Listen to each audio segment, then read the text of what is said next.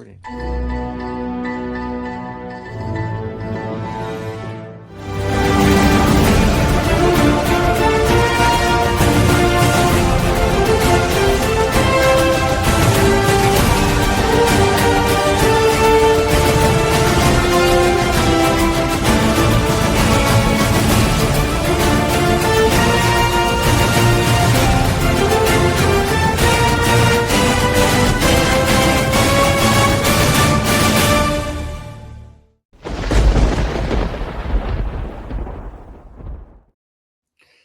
Hello, my friends, and welcome back to the Lost Art Project Veterans Voices. I'm your host, Andrew Cox, and today we're continuing a veteran story, John Crouch, Marine veteran. But before we get into the episode, are you enjoying these podcasts? Make sure you hit up the website. That's the Lost Art Project, veteransvoices.org. Go check us out, see what we're all about. We are a new nonprofit, so if there's any way you can help us, it'd be much appreciated. Big shout out to the Till Valhalla Project out there doing amazing things. If you don't know anything about them, go check them out. Even if you do, go back and check them out again. I'm telling you, an amazing organization. I say it every single time, but you can find them at tillvalhallaproject.com.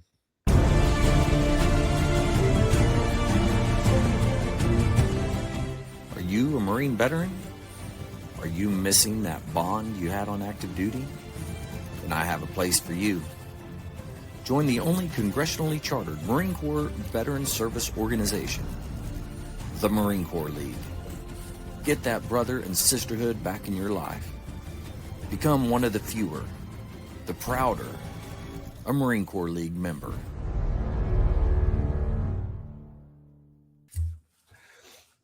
Platoon 1006 was my first platoon that I got to train as a drill instructor coming back. They made me the experienced drill instructor on the team. Okay. And the senior was a staff sergeant, and I'm not going to use his name because it's a disgrace to the Marine Corps. Some things that he did and was busted for and sent to the brig. But he only had 5.5 months experience. And I said to the series gunners, I says, why in the hell would you take a one-tour drill instructor successful with 2 years under their belt and make them an experienced drill instructor and not the senior, when you got the senior who only has 5.5 months experience? That's pretty wild. He said, well, 2 former drill instructors who came back for their second tour were weak as shit and didn't have their act together. So because they stepped on their dick, was his term, we're not going to let it happen again. Yeah. So you got to prove yourself. I'm so pissed. And because now I got a platoon where there's another one. I'm not going to use his name because he's worthless. He's a disgrace to the Marine Corps. And it was his first platoon.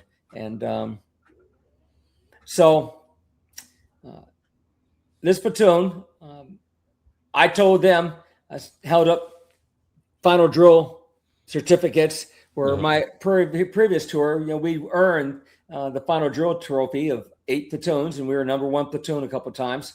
And the other first phase drill trophies and whatnot. And told them, I said, we are going to train like you could never imagine train. We're going to train harder than the other platoons here. I said, because I didn't come back here on my second tour just to sit here on the road program, retired on active duty, and just go through the motions. I came back to work and work hard and outperform all these other drill instructors.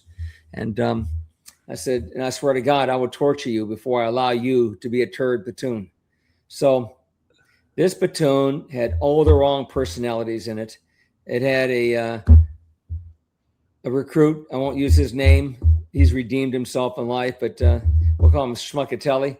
And but he was from the streets up in New Jersey or New York, I forgot which. Okay. But he brought that street persona of I'm a gangbanger, from a gang type attitude. And when the NIS came and took away my senior drill instructor that was worthless, instead of promoting me to the position and giving me another drill instructor, they took another drill instructor who had already been in the company for over a year. And he was just as freaking disgusting and worthless as well. And so I couldn't believe that I'm being put in charge of 3 idiots so far in my first tour coming back, my first platoon. And he was a freaking alcoholic. And he kept self-identified with this recruit because they were both tall and slender and had the same backgrounds. And so he wanted someone that looked just like him as his guide, and kept putting that person in that position as guide. And he didn't want to respect anybody else, especially a young white kid who's 30 years old, and was calling him boy. Well, I wasn't calling him boy because of his race. I was calling him boy because I called every damn recruit boy. Yeah. Because I know we're not supposed to even use coin names. We're not supposed to use nicknames. It's supposed to be squad leader, guide, recruit, or private. That's what we're supposed to call them. But only when they piss me off, which is all the time, I say, "Get over here, boy!" And only when they pissed me off. And PT the shit out of them. So we get to the rifle range, right? We're now staying in the World War II wood barracks because there's a lot of extra platoons during that time of year. And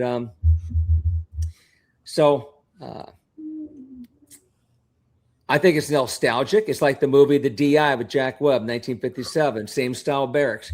I thought it was cool as hell. That's where we're staying. Yeah. And I took the platoon to the Wednesday afternoon butts class. So Wednesday of grass week, you go down to the target butts, and they teach you target manipulation and how that whole process works. And so the platoon had the yellow guide on flag rolled up. I had rolled it up and bound it with a boot bands. I said, "You want to act like you're on the rag? Then we're going to look like we're on the rag." I took a laundry string, which is just a cotton rope, and I put it inside there so it hangs out like a tampon. And so that's good. So we marched on down there and had them in that class. And so they were talking amongst themselves when the PMI, professional marksmanship instructor, is giving a class. I said, "Oh, you want to run your mouth, do you? Oh, we're going to stay behind when this is all over with, and we're going to experience some pain, boys." I said, and of course I said, "Give me that fucking guide-on flag right now. Take it off the staff and give it to me right now." They ripped it off the staff, and then they passed around each other, and one of them hid it inside their damn uniform. Right? I mean, that kind of balls, and that's because of poor leadership of the other two drill instructors, both seniors. The one that got fired, then the new one who's an alcoholic who identifies with the freaking guide who is a street punk who doesn't even deserve to be in the Marine Corps. And then the other sergeant who is trying to be hard, but he's stupid and trying to get himself a court-martial. And so when it was all over with, I told the other drill instructors, I said, "Marines, my platoon and I are staying back here. We're going to solve some problems that we have." And so they all left. And now you could feel this mood. But it wasn't the kind of mood that makes you feel comfortable. Now, I'm not sure if it ever happened to you, but have you ever been in a situation where you felt like extreme violence was about to happen and you were outnumbered? Oh, yeah. That's what it was. I thought, oh, there's going to be a lynching going on, and it's going to be me. Yeah. And but I spoke very forcefully. More of a calm forcefully. You knew I was dead serious, but I wasn't ballistically screaming. I was telling them what was going to happen. And that I got more games than Milton Bradley. That's a term that we often use as drill instructors. That's right. And I says, "I'm going to turn around and I'm going to give the command fall in. You're going to fall in. And that rag better be back on that staff, and it better be coiled, and it better be where it belongs. Fall in!" I turned around. I turned around. I faced where they're going to be falling in, and they did what they're supposed to. Yeah. And I was motivated beyond belief. I get back to the barracks. I put them on a head call. I walk into the drill instructor office, and there's those two worthless sacks of shit. I was happy, man. I says, "Fucking about time." It took damn near 6 weeks. They finally worked as a platoon, as a team, as one, focused with the same mission in life. It was fucking phenomenal. And they got excited because we've been talking about their lack of teamwork, right? Yeah. They go, "What happened?" I told them. I says, What do you mean they worked as a team? I thought for sure they were going to lynch me. The energy at that moment was a tinderbox. All it would take was the right recruit with the right courage, and an all-out fight would have ensued. Yeah. It was awesome feeling to have them at that point where they're doing something as a platoon, although not productive, against me. And so they improved from that point forward because it's like the first time they ever functioned as a team with a common mission, because I'm the only one that was consistent, same standards all the time. And, I did good things too. I know a drill instructor knows how to take a metal block and create a perfect 8-point cover with liquid starch. They always see mine on how it looked when we were in the field. I said, recruits, I'll tell you this much. I am going to take a cover from each one of you, and I am going to, I call it shake and bake, but I will bake them in my oven over the next couple of weeks, and every one of them will be just like mine. I'll press them when they're over with, and you're going to have the most perfect badass covers ever seen. So when you go out for final drill, and that's the only time you're going to wear it, is going out the final drill. Now, if you win final drill, you get to keep it. If you don't take final drill, no matter how good you did, you do not get to keep that cover. And that cover is going into the laundry. And you're going to give them back to me. And I'm going to get them washed. And so they went out there. And if I was marching them, I probably could have got them the trophy, I think. But the drill instructor was teaching them was just, he's an average drill instructor when it came to performance, and he's a shitty drill instructor when it came to leadership and all the things that he should have been doing as a senior. And but yeah, so wow. They then wanted to lynch me. They were so angry having to give up these perfect covers. But I really wanted to afterwards, because I thought to myself, they really did try hard, but I thought a Marine doesn't go back on his words. I said, this is what the standard is. And we accepted it. So it is what it is. That's good, though, that you did that. I mean, you didn't go back and try to change it or anything. You said, no, that's what I said. So here we go. Yeah. So there's okay, blank that out so I don't talk about that again. I had my wife, my first wife, she worked at a property resort on Hunting Island out there in the Beaufort, South Carolina area. So she had lots of condos and houses on the beach. And so we had the privilege of staying in them 1 weekend a month, each one of them. That's a great benefit, nice perk. Yeah. I didn't get to really enjoy that unless I was in aviation, but when I was a drill instructor, I didn't get to enjoy it. She calls me. At this point, I'm a senior drill instructor, platoon 1037, I think. And I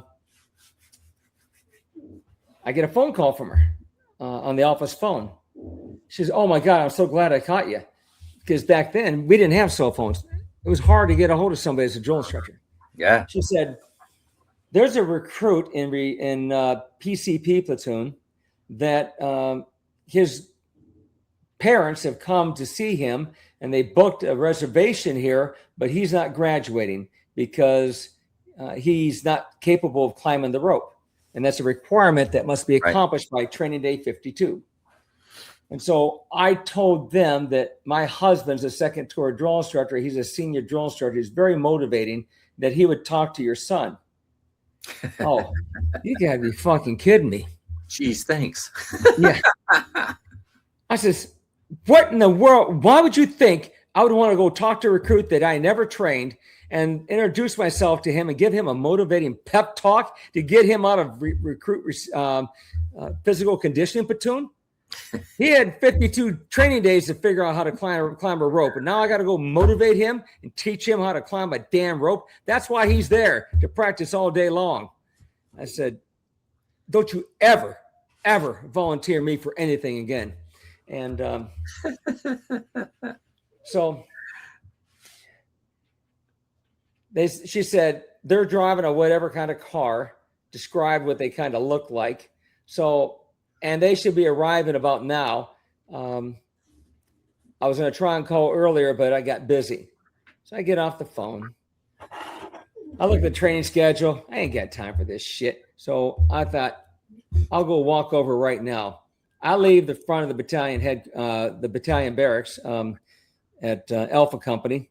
Mm-hmm. And here's a car with two civilians who matched what she described. And they got the window down. I said, are you looking for Staff Sergeant Crouch? She goes, yes. Are you him? And I'm thinking to myself, you got to be fucking kidding me. So, yes, I am. I said, you're not supposed to be over here at this point. He says, go park your car over there. And so I went over and talked to him. I said, this is so awkward. I'll do it because my wife says you're very nice people and you're heartbroken. You spent all this money and he's not going to be able to graduate tomorrow and join you. So I went to PCP barracks. I went to the drill instructor. I told him who I was and why I was here. And he said, sure. He got a hold of Recruit Harlan. Recruit Harlan doesn't know me, right? Mm-hmm. And so I'm wearing my black belt campaign cover. So standard ease, Harlan. I understand you're a fat pig and you have no ability to climb the rope like you're supposed to. Is that right? Yes, sir. I said, show me your technique. And he gets over to a rope. And he's going up there. He looks like a slug. He's overweight to begin with, in my opinion. And he's trying to pull his whole body up with his grip strength. Oh, yeah. Knowing how to use the legs because you have to know how to create a locking break on that rope. And then you stand vertical on your legs.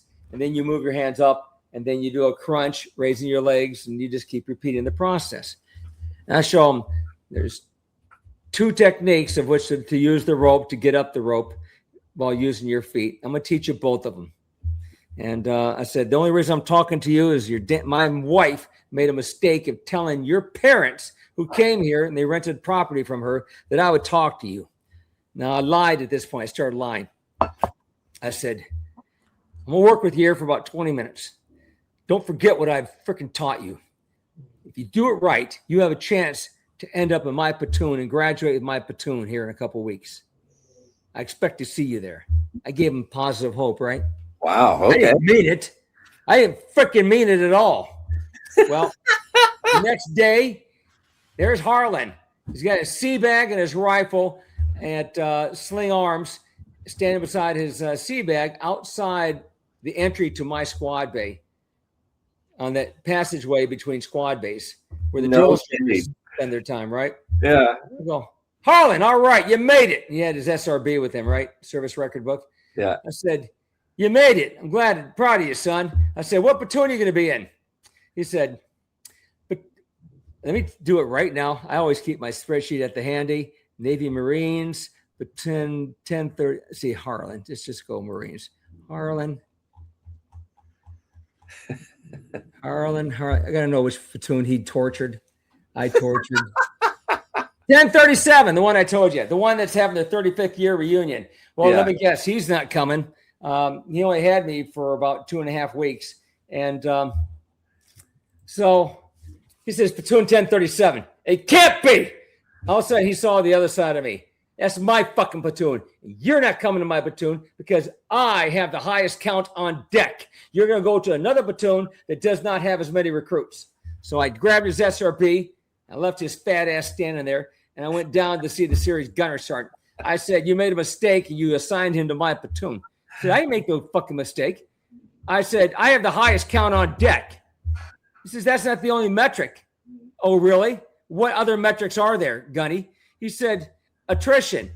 You have the highest attrition of roll-ins that roll back out. So to get your numbers up, he's coming to your platoon. Oh, I am pissed off beyond belief because roll-ins are recruits that were in training and got sent back in training at some point. And now they're rolling into your platoon that they're not an original.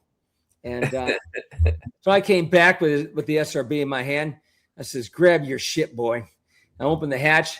I didn't hold it for him. I just opened the hatch. I walked in. My two drill instructors, they're in the center of the squad bay administering rifle cleaning procedures. Getting the rifles cleaned up for battalion commander's inspection coming up in the very near future. I said, eyeballs! The whole platoon turns their head. Snap, sir! This is fat ass recruit Harlan. Harlan's graduating with us. Maybe. He couldn't climb the rope. He finally has the ability to climb the rope. Drill instructors, I want you to welcome him to our platoon. I want you to torture his ass. So right then, they both came and attacked him on the quarterdeck, told him to get his blouse off, empty out his pockets of his trousers, unblouse his boot bands. I grabbed my boom box. Again, this is 1991.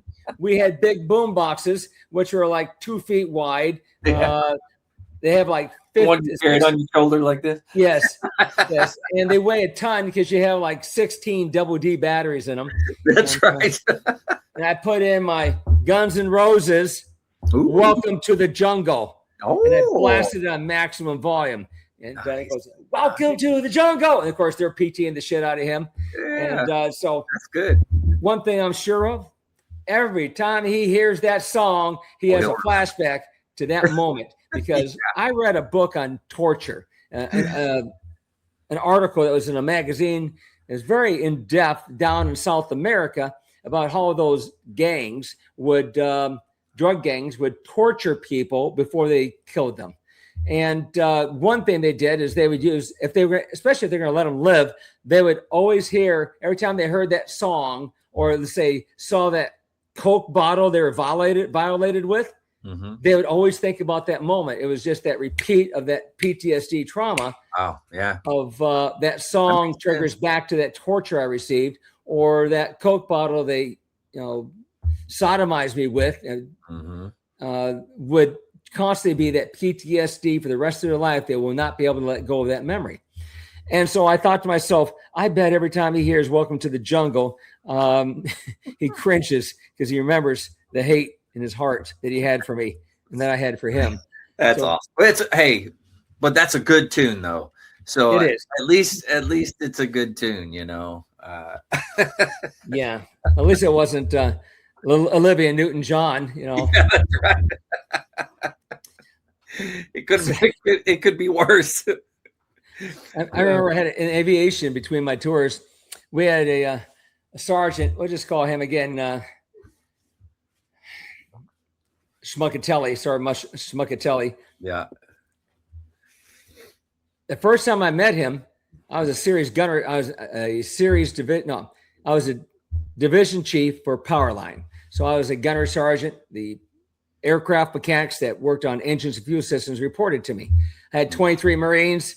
A few of them were on exterior assignments we called FAP, where they're not doing their job. They're doing something else. Maybe they're cleaning up the base. Maybe they're doing gate guard duty, chow hall duty, doing something besides their job.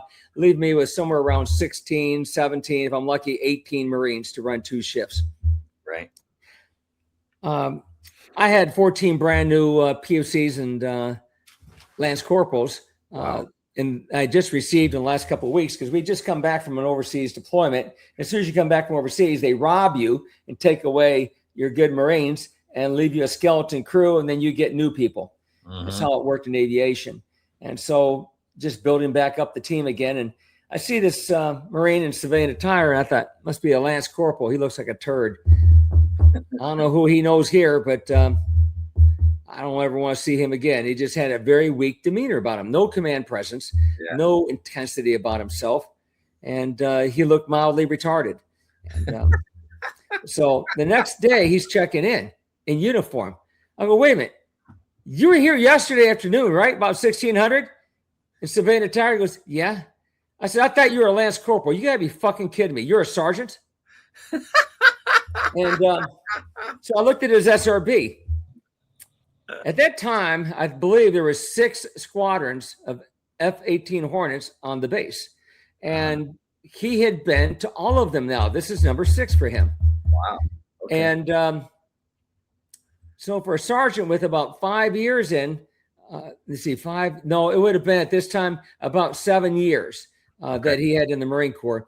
For a sergeant with about 7 years in the Marine Corps, to stay in the same base and it had been transferred so many times, I'm looking at his assignments. Mm-hmm. Barracks NCO, right? Mm-hmm. Long period of time. MWR, he got assigned to the hobby shop, signing out tools, signing out towels at the gym. Yeah. This guy did everything but his job skill because he had that persona of mildly retarded, makes you not even want to be near him because Marines are very aggressive. Marines are very competitive. Marines have very high standards of what they expect. And the more rank you put on, the more greater those expectations are. And when you're not meeting them, like, how do we get rid of this turd? He doesn't know his job. Well, he never knew his job because no one made him do his job. Right.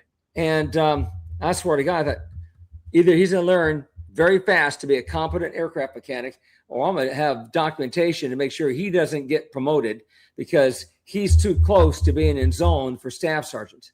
Yeah. So within a week, he had already given up his authority because they called him, his last name, I'm not going to say what it is, but they call him Doo-Doo, let's say Schmuckatelli. So Doo-Doo Schmuckatelli. And you can think of some other words that might work for a common last name. You know, Doo-Doo, whatever. And because everything he touches turns to shit. He doesn't know how to do his job. And when he's being taught, he lacks the ability to comprehend it and memorize it and repeat it. And I made it my mind, you know, people are telling me, hey, you know, Gunny, let's get rid of him, send him to the barracks. This is no. He's going to learn to be competent at his job, or he's going to be documented that he's not trainable. So I received a phone call from a very angry master gunner sergeant. And he says, come see me. So I could tell by his voice he was not happy. Yeah. I come to his office. I didn't know about the hazing that had occurred earlier toward him. You're the master gunner sergeant. You're the senior ranking Marine enlisted for the maintenance department, and of 9 work centers, about 98 Marines. A couple of them decided it'd be really funny to make a sign to go over the sign that says maintenance department NCOIC. And instead it says, you must be this tall to park here. He was 5'2". Oh God. So like when you go to a theme park, you have to have a sign that says you have to be this tall to ride. You got to be this tall to park here. And so he had little guy syndrome. He had a lifted pickup truck or a pickup truck or a Bronco or something. So I didn't know this had occurred. He's already been triggered, and it's only like 8 o'clock in the morning. So I walk into his office and I sit down. Directly across from his desk, at a distance of 3 feet, was a love seat. Boom. So I sat down. He says, don't sit down. We ain't going to have no love fest in here. I said, I was aware of that by the tone of your voice, Master Gunner Sergeant. However, I wanted to make sure that you and I could see eye to eye. Oh, no. He says, God damn it. I've had it up to here with his hand with short jokes. And then I found out that someone had put a sign over his sign that says, you must be this tall to park here. Wow. And he didn't appreciate that. I thought that was funny and started laughing. He said, why in the fuck are you taking Lance Corporal Wilson, your best Lance Corporal, and sending him to the barracks to hand out linen and to manage the barracks? I said, because there's nobody else I can send. He says, what about that worthless piece of shit, Sergeant Schmuckatelli? And yeah. I said, no. I said, he has never been in his job to be documented on a fitness report or pros and cons as being incompetent. His pros and cons were always good. He got promoted to sergeant. Yeah. Now his fit reps are good because how can you fuck up handing out towels, tools at the hobby shop, gate guard duty, waving people in, working at dispersing to augment them. He's done everything but his job, and those are easy jobs that have a low threshold. He's going to do his job, and I make every effort to effectively train him or document that he's not trainable. But he's not. We cannot risk him becoming a staff sergeant. He's not even a corporal, in my opinion. He should be a PFC at best. He is not even Lance Corporal material. And so we're going to keep him here. We're going to document him and make sure that we nail his coffin shut so that then you can send him to do some worthless job and he can finish his time on contract and be high year tenure out. And that's exactly what happened. And about 6 months later, when the list came out, well, first of all, he was within the zone for promotion. And they hit kill on that. So he was within zone for promotion, and therefore he likely would have been promoted. Mm-hmm. Because of, let's say, 25 people that were in zone, they promoted like 50% of them, maybe 60. Yeah. And it's just too big of a risk, too big of a gamble. And well, good because they look at it, wow, he blooms everywhere he's planted. Instead of that's true though, but good for you for saying no. He needs to be actually held accountable to what his job is. It happens so often. People get sent away, and then they end up getting promoted, and then they end up being, your senior enlisted at some point in time, and doesn't know how to lead anything. When I came off my first tour in the drill field, I went to VMFA 122, the Crusaders, a F-18 squadron at Beaufort, South Carolina. Well, they had just come back from an overseas deployment. They had a huge theft ring. Sergeant Major Lightfoot and Staff Sergeant Brown decided to take a lot of stuff that didn't belong to them. So they would order things, and they had 2 storage facilities out in town that all of this stuff was in, and they were selling it. Yes, Sergeant Major had a boat, and he had a turtle excluder device fabricated by the machine shop. And so he got busted to gunny, and the Staff Sergeant got busted and thrown in the brig. And so what did they do with a brand new sergeant? I was not a new sergeant. I've been in the Marine Corps. I've been a sergeant since 84, and this here is 1989. And they went ahead and after about, I don't know, maybe 5 or 6 weeks as learning how to be an aircraft mechanic, because I didn't go to school for the F-18 Hornet at the squadron. I learned that on the job training. I learned at school how to rebuild the engine, but I left engine rebuilding to go to the squadron and work there as an aircraft mechanic. So they said, we're going to send you to take over a tool room, issue out the tools, because you're a sergeant. You probably have good integrity. Your SRB service record book looks great. Successful tour as a drill instructor, a year and a half as a generalist driver. Very high pros and cons, highly recognized Marine. And so we're going to put you there to take that over. I was pissed, man. I wanted to learn how to work on the jet and be a plane captain. I only got to do that for a month and a half, maybe 2 months. And I got sent there because of them turds. And so I had a female in that department who had a male husband who was a Marine, also on the same base, but different squadron. And they had a child together, and she wanted time off to take the child to all of these appointments, a newborn. I said, no, it's not just a mother's job. I had her and me, and I got a hold of his boss and his Marine, and I had the 4 of us sit down. I said, we're going to share the burden on this child rearing. Yeah. I said, a man can take a child to a medical appointment just like a mother. And a father should have the same interest in their kids as the father. I said, but I am not going to be the only one whose Marine is never available because of that. And then I had another one, and she was a fantastic warrior. She epitomizes what we want for a female Marine, and that is to be a genderless warrior. Don't look at me as a female or a male. Look at me as a genderless warrior, and hold me to one standard, the same standard everybody else is held to. And she thrived in that world. And Cheryl Lamar is her current name, but I want to think her last name was Reynolds at the time. But we met each other a few times on reunions and stayed at her place up there with my wife and daughter, and a wonderful, wonderful hardcore Marine. And I wish all female Marines were like her, just the type that motivates the hell out of you. But I had another one in there who had recently had a child, and she said, well, I need time off to go grocery shopping. I said, you can shop like my wife and I do. We go to the grocery store with our kids.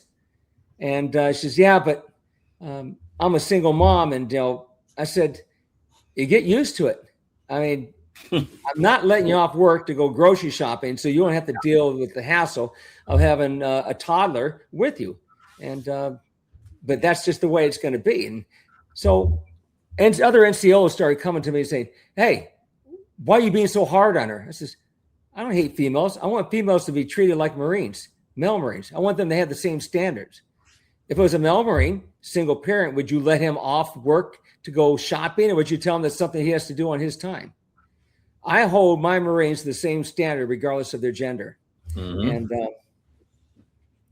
so she ended up respecting me in the long run. I was the first one who made her be held to the standard.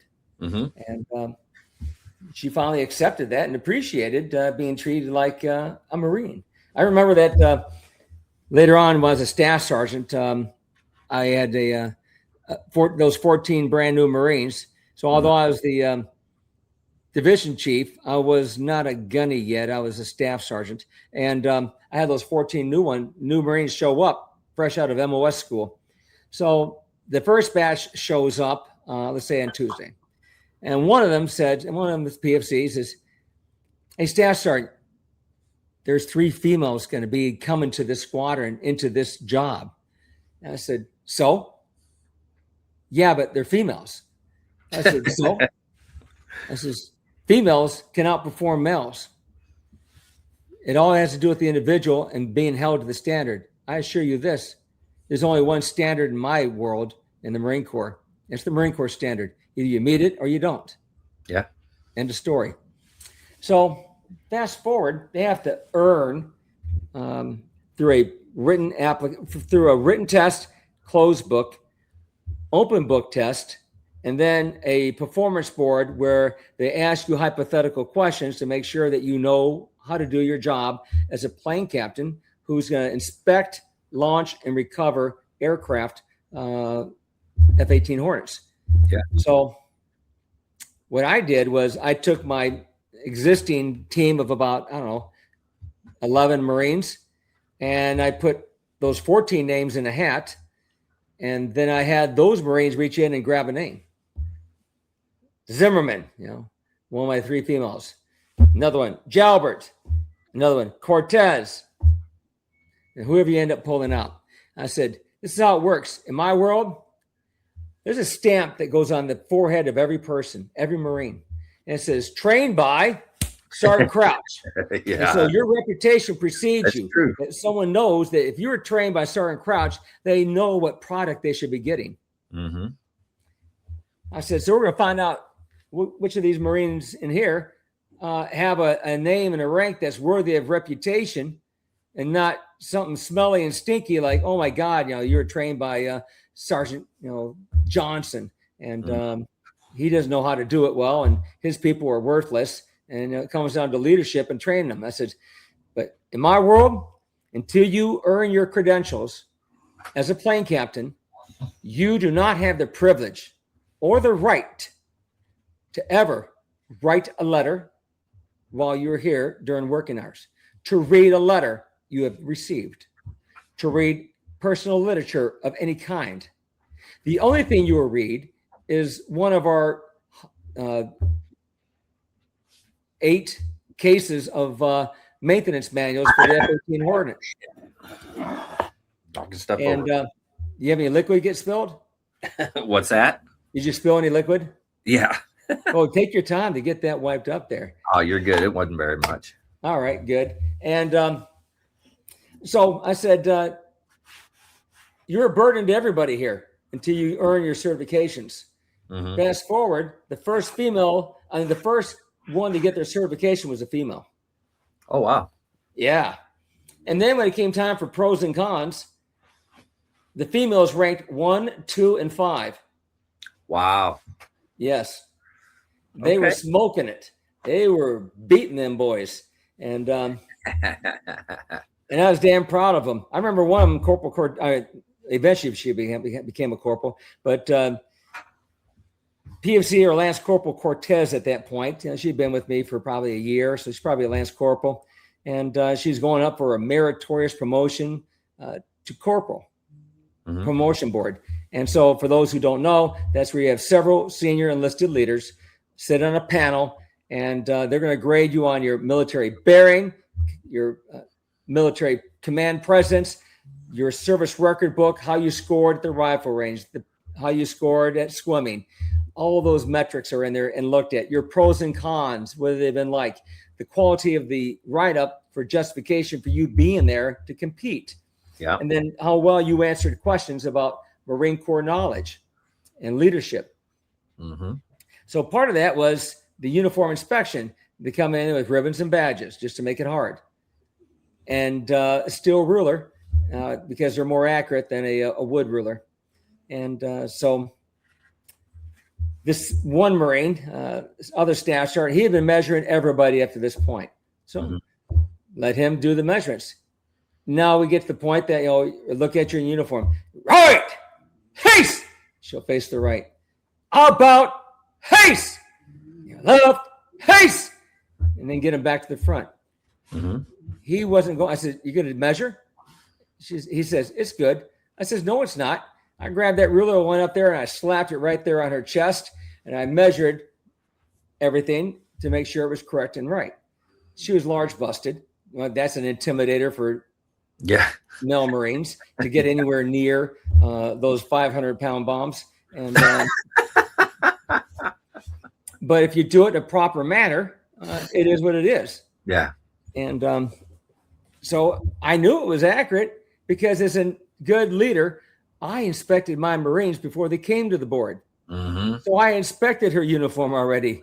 I knew what the measurements were, but I wanted to show them that it's okay and acceptable to put a ruler to measure the ribbons and badges on a female blouse and not be called sexual assault. Yeah. But yeah. So well, during your time, I mean, that's when a lot of the everything was changing over. More females are, branching out, doing more things. So it was fairly, I won't say new, but so fairly. It was 1985, I think. 85, I believe, was the year it happened. No earlier than 84, no later than 86. So 85 was the sweet spot. That's when females in the Marine Corps were allowed to have a rifle and take it to the rifle range and qualify. Yeah. And the second group of females to go through the rifle range set at Parris Island the new recruit record that stood for years. Really? Yes. Wow. I didn't know that. That's wild. Yes. And so I don't remember if she had previous experience or not.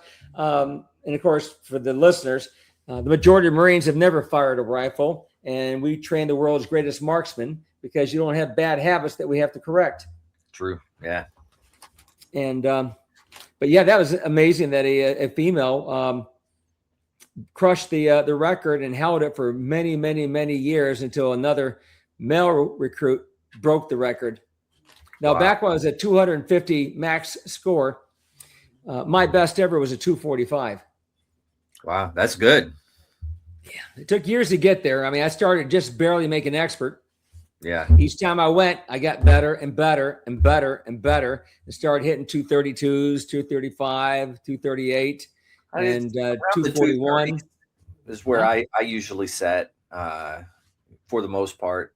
About 230? Yeah, I would sit around there. Yeah. Good. It's amazing. So it fluctuate up and down, but Then they came out with a new course. And that score was like a 65, I think. But I remember I got within just a couple of points of the new score when they came out with the new system. And but I was lucky that. I was going to say, what about pistol? Now, I've always shot expert on pistol. But the longer I shoot, the worse I do. Oh, yeah? If I just walk up and just go at it, bang, bang, bang, I'm good. Like I hit where I'm supposed to hit, but the more I think about it, the more I try to concentrate, the worse I get. Yeah. So for me, we'll talk about that here shortly. I ended up getting on the Parris Island shooting team to get out of an assignment. Oh, to get out of an assignment. Yeah. Nice. So, yeah. So at one point, we're out in the field, BWT. It seems to create a lot of problems for me. And it's nighttime. And I'm torturing my scribe, Recruit Baker. And Baker, let me see what platoon he was in. Baker was in 1077. All right. So it was on my first tour. So I was training 1077 and Recruit Baker. I busted him. I told him and the other scribe, I says, in fact, I told the whole platoon, I says, I'm not going to shake you all down on a daily basis. But I tell you this, I give the command, you fly back there, get your toothbrush and bring it out and hold it up now. Move! And they went in their shaving kit and pulled out their toothbrushes. Everyone's got a toothbrush. Great, no sharing. That means you don't need chiclet gum. In the MREs that you will be opening today to eat your first MREs is a pack of chiclet gum, 2 pieces.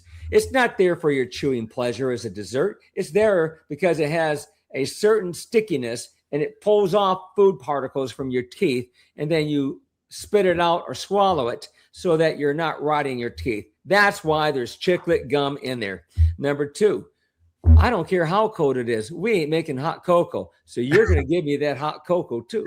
And we will collect up the hot cocoa and the chiclet gum every fucking meal that we have here.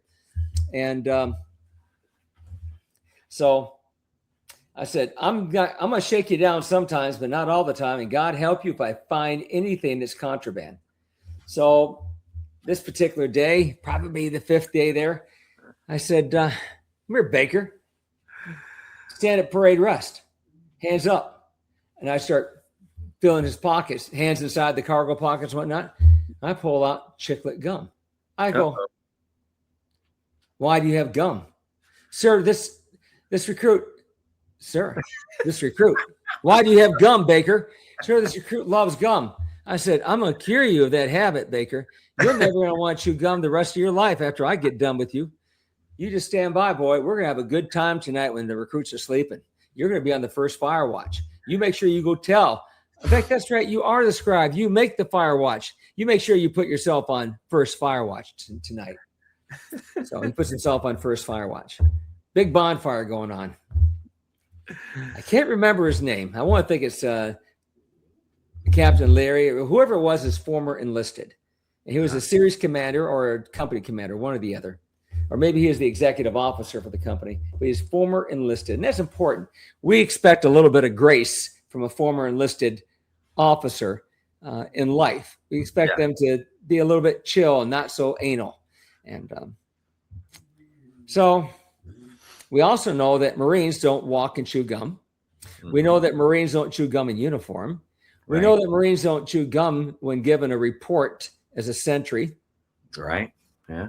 So what I did is I had told Baker, I says, Baker, you take this box and you go to each of the platoons and tell them that Sergeant Crouch requested all the chiclet gum collected from all 4 platoons. Oh, no. So he went to all 4 platoons when they were breaking down for their mealtime, right? They would go report to the drill instructors and tell them what he wanted. So he came back with a MRE box just filled to the brim. Oh, I said, well, that takes too much time. So get me another box, right? They got me an empty box. I said, I want recruits over here now shelling them. Get rid of all the plastic. I want this stuff ready at the ready. And so they put the shelled chiclets in the other box. I said, we're going to have fun tonight, Baker. So that evening, it was time for securing the platoon. Let's say the time on deck was 2000, 8 p.m. Says, well, grab a handful, boy, and start chewing. I want to see violent chewing going on. Not none of this casual chewing, violent chewing, like a Marine chews, like you're trying to rip off meat off of a dead carcass. I want to see them jaw muscles moving, right? So he's got a size, not as big as a golf ball, but I'm sure it felt like that. Probably the size of most men's thumbnail. But that's a big ass wad.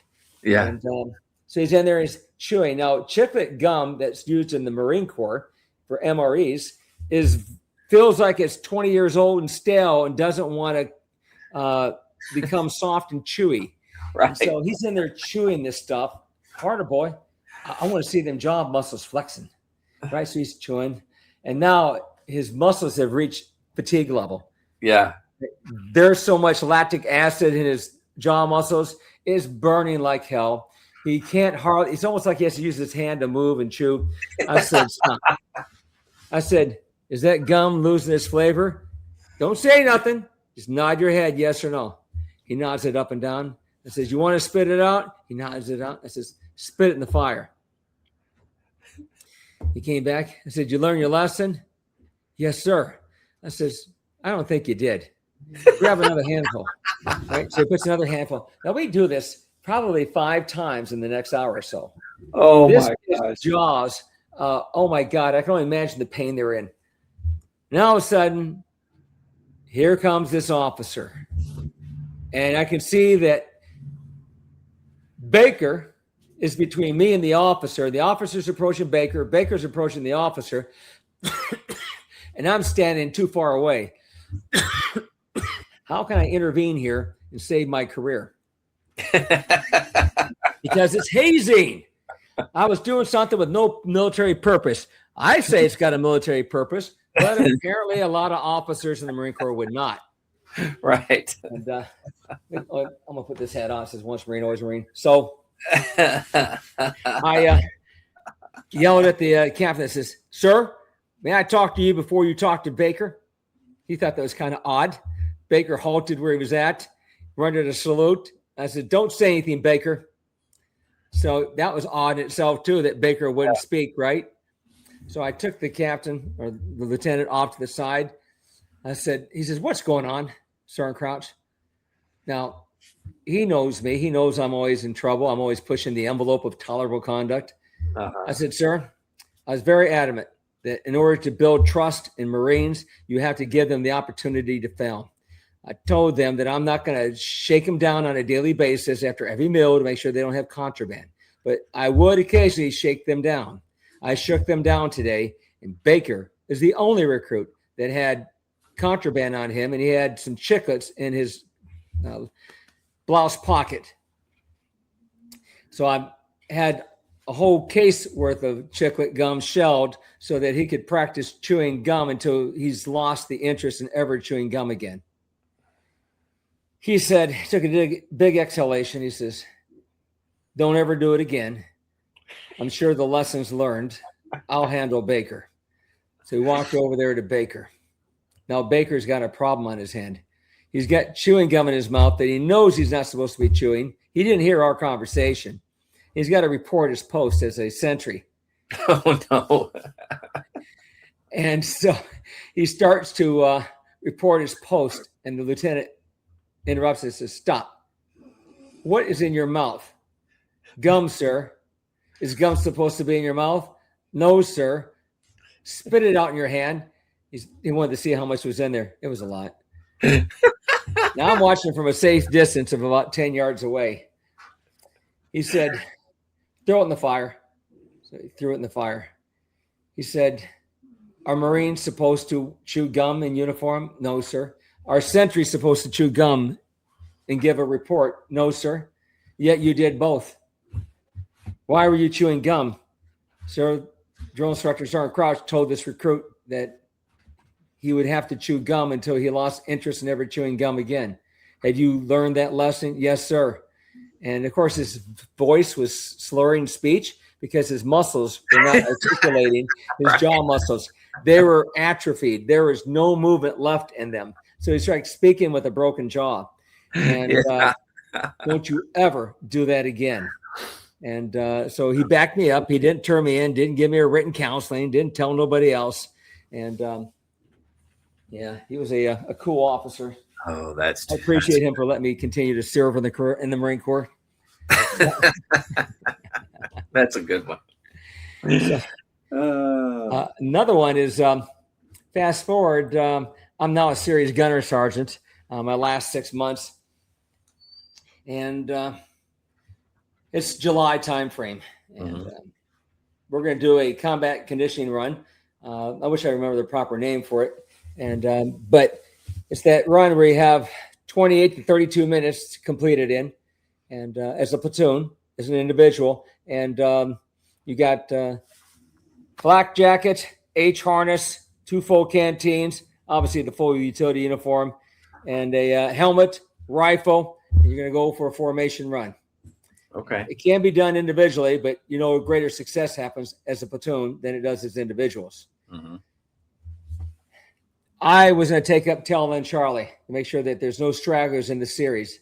So I'm the 4th platoon back of 4 platoons, and I'm at the very end, Tail End Charlie. I'm behind the platoon about 20 yards, and then behind me is 2 emergency vans. And so we're moving down the old runways that are at Page Field.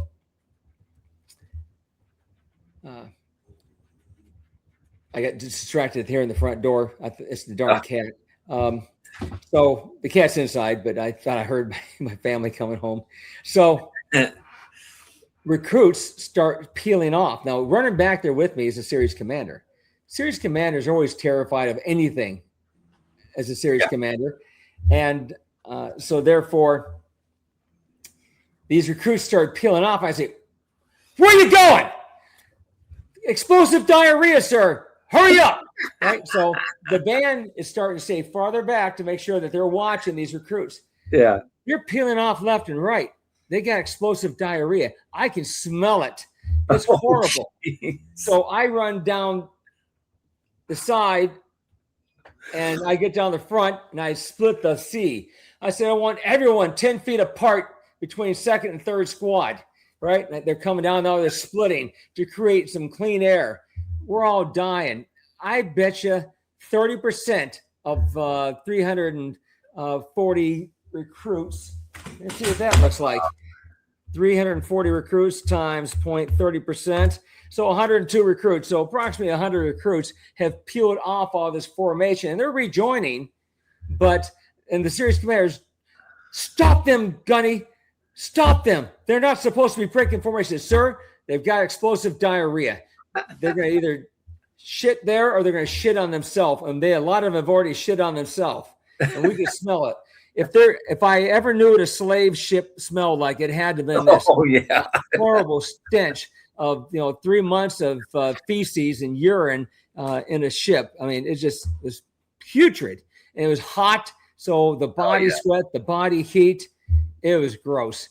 And so we got to our destination. Everyone's accounted for.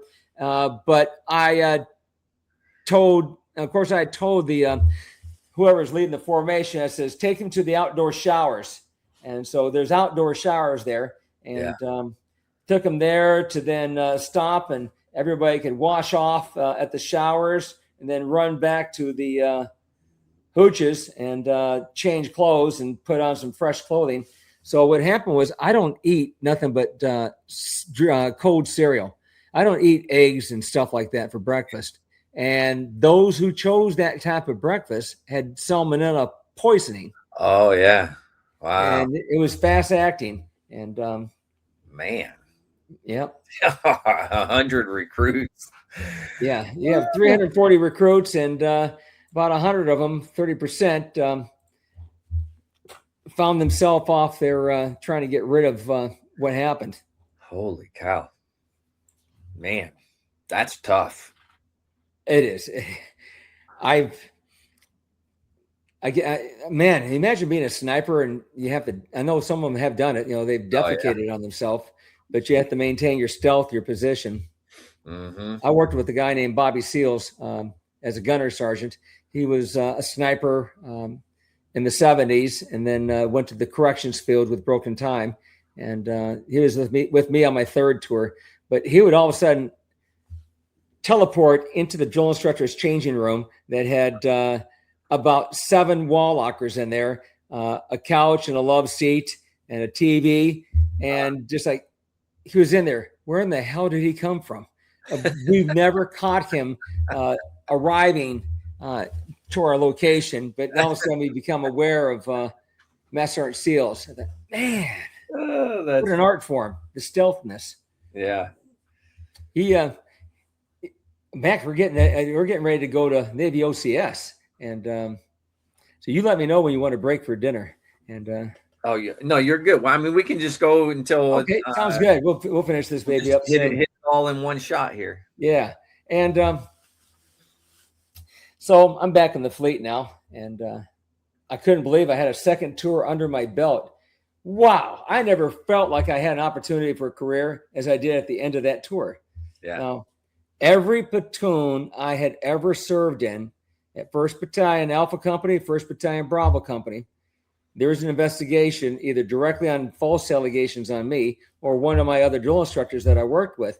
But we're all vulnerable to what might come out during the fruits of the crime when they start shaking the tree and looking to see what's really in that tree. But I survived. And I felt there's other ways to build loyalty. I never, ever acknowledged that they had a girlfriend, a wife, a family. I wanted nothing to do with that. To me, that was just a dangerous zone. And I didn't appreciate how they drill instructors, asked me a question when I was a young recruit. It says, Hey, Crouch. Yes, sir. You got a sister? Yes, sir. What's her name? Susan Renee Crouch. Susan Crouch, sir. And they started laughing, right? I found out later on why. Yeah. What's her middle name? Renee, sir. Well, Susie Rotten Crotch. Yeah. That's exactly, yeah. Yes. But I didn't appreciate that at all. And I didn't keep pictures of my family in my wallet, nothing like that. I didn't have a girlfriend when I went, and I was too busy boxing. Yeah. Getting a face to be loved. So when I was a drill instructor, I did not show interest in the recruits' pictures. And of course, the senior drill instructor called it a hog board, so they could put their photograph of their girlfriend or wife up there, and on the board, and others could look at and go, "Ooh, she's beautiful. Ooh, she's good looking." Whatever. I never acknowledged or I never got caught looking at them. Did I look at it to find out, how many of them had good looking girlfriends? Yes, but never in the presence of the recruits in the squad ever. Yeah. And in fact, one day I was in another squad bay in my company, same series, I believe. And I'm looking at his picture and go, damn, that looks familiar. So I'm looking at it, burned it into my head. And I go back to mine and I look and go, damn, that's the same picture. Same exact picture. So I told the drill instructor, I said, I have a recruit with that same exact photograph of her by herself, New York City, at a playground. The old playgrounds that had asphalt to capture the kid that fell off the monkey bars, and to break an arm or something. And so she was standing there, beautiful smile. And so I told her, says, we have pugil sticks in 2 days. What do you say? We have a competition to see who has the best looking girlfriend, and we'll have them hold it to their chest. And so I'll bring my recruit to your squad bay, and then we can have them face each other and see if they even recognize each other. And then if they do, it's unfortunate. If they don't, even better.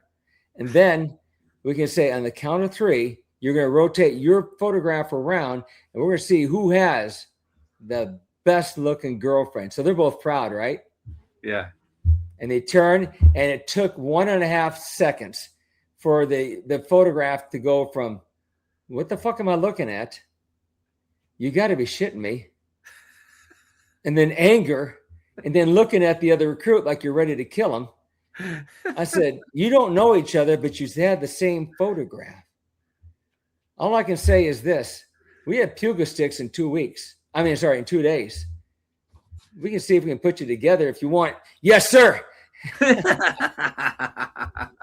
So I'm sure they both wrote a letter to their girlfriend, and maybe they both broke it off with her, but maybe they both dated her at different times. Don't know the story. Yeah, true. Anything's possible. Yeah, but just looking for those interesting things in life. But yeah, I never paid attention to the hog board. I didn't. If I saw a recruit that had a cartridge belt that didn't work correctly, or it was too big for him, or the jacket was way too big, I would take their equipment. I would take it to supply. I'd swap it out with replacement equipment that fit them properly and bring it back.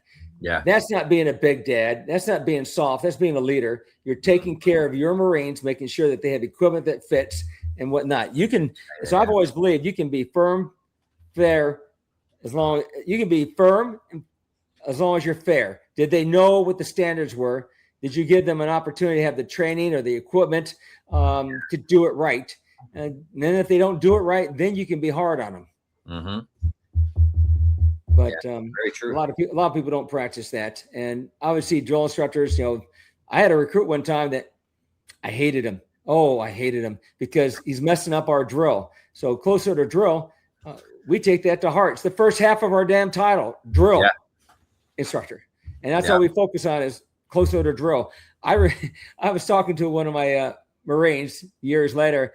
He says, I tell you how crazy you were, Staff Sergeant Crouch. When we went to the head to make a head call, you came in there and you said, "You're not thinking about drilling. It's obvious by the way you marched up to the fucking trough." I was on the quarter deck calling cadence, and they were supposed to be driving those hills in as they pivoted and rotated to go into the head. And now I noticed that he slimed in the last few steps. And but closer to drill is the most important thing in the world. You could have your first child being born, or it could be the day before final drill evaluation. Which one am I going to go to? Well, maybe she can hold it. I'm going to go work on this last chance at perfecting inspection arms, That's how we operate. That's how we think. Oh, that's funny. So I'm back in the fleet, and my first wife said to me, "Gosh, I wish you were back on the drill field." And, so we had that conversation again. To me, it's permission for tour number 3. And so I'm overseas in Japan at the time, and on a 6-month deployment. I've only been over there 3 months. 3 to 4 months is that sweet spot window that she'll do anything, right? If there's that belief that I'll be back for the long run. So I call up Headquarters Marine Corps from Japan, and obviously 12-hour difference. The person answers the phone. Lance Corporal Cuthbertson, Special Assignments Branch. Please be advised, this is not a secure line, sir or ma'am. How can I help you? I said, Cuthbertson from Platoon 1077, 1st Battalion Bravo Company? He said, yes, sir. I said, this whole conversation is going to take a different turn, boy. I called him boy. He's black. It's okay. I called him boy. He knows where my heart is. And I said, this is your old drill instructor calling. I want to come back to Paris Island, and you are going to be my ticket to get there. And so we were excited to talk to each other. I made it very clear that I wasn't asking for nothing. Now I'm demanding something from him. Now, he doesn't have the decision-making authority. He's the clerk that assists the monitor. Mm-hmm. But I've been lucky in my career. I have known all but 2 monitors during my entire career in the Marine Corps. Wow. Yes. And they hooked me up. Yeah. All of them. And so I get the verbal over the phone. I talk to the monitor. Mm-hmm. I tell him what I want to do. I said, I've been back in the fleet for 3 years. I got a great overseas control date, which means I keep deploying. So it's not my turn to go overseas for a while for the listeners and the audience. Mm-hmm. So I've done my time in hell. And I love being a drill instructor. And my goal was 5 tours, 1 per pay grade. But oh, geez. Yes. And the record that I heard was 4 tours by 2 master gunner sergeants, but their second and third tours were at AMOI duty at colleges. Oh, wow. Yeah. And so I'm waiting on my orders to come. Mm-hmm. So, of course, I had to submit a physical. So I went to see the fighter doc, Lieutenant McDonald, a female. So you're on deployment. She's blonde. She's attractive, and you're hopeful. You're always thinking, right? You're a testosterone-filled Marine. So went in to do the full physical, drop your trousers and everything. So I was hoping that when I went to push down on my trousers and my underwear, that somebody would be standing there at half mast. No. I did not know that my first wife went to Ladies Island to find out one of these voodoo witch doctors to put a hex on me, that if I ever show my junk to another woman, it would be so embarrassing. I've never seen him so cold and so small in my life. Stage fright. And so that convinced me, one, I could never be in porn because, well, there's just more than one person there besides yourself. And I was so embarrassed. And I think she was embarrassed for me. And she's feeling my testicles for nodes that might indicate cancer. And she's making sure I understood the technique to check for them. I guess she's hoping something would happen, but nothing happened. It was a cold, tired, afraid, little tiny fish. And it fully retracted itself. I was circumcised at birth, but you'd swear that I was now uncircumcised the way that thing was hiding. And she told me, if you ever feel anything that's of concern, feel free to come back and I'll check for you. I thought it was her chance of giving me to redeem myself, but that didn't happen either. I wasn't going to risk it. I'd rather have one bad experience instead of two. Yeah, instead of two. Yeah. That's pretty good. And the worst thing is, I'm sure my commanding officer knew, because we all found out later on she had an affair with the commanding officer and it ended his career. But I'm sure she says, guess who I saw today? Sergeant Crouch. He has performance anxiety. Yeah.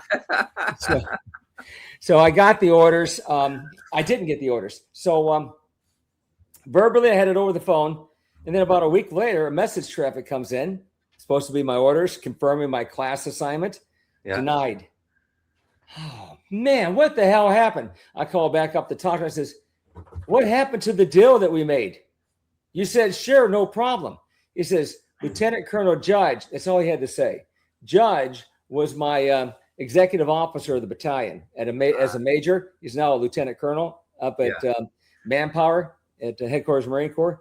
He said, he knows you and there's nothing that you have to gain by going back to Parris Island. I said, I don't care about promotability. I love training recruits. Let me go train recruits. He said, it ain't happening. I can tell you that right now. He is not going to let you come back to Parris Island. I said, how about San Diego? You are not going to go anywhere near recruits. You've done every job. You were a series gunner sergeant. You were a senior drill instructor, receiving drill instructor, drill instructor. There's nothing for you to learn. So I felt defeated. He calls me up the next day or so, and he says, still want to be a drill instructor? I said, yeah. He says, what about Quantico? I said, hell no. And he says, wait a minute. You tell me you want to be a drill instructor, but you don't want to go to Quantico. Why not? Now, for those listening, that means I would go as a sergeant instructor, which is former drill instructors doing the same role, but without the title and without the campaign cover.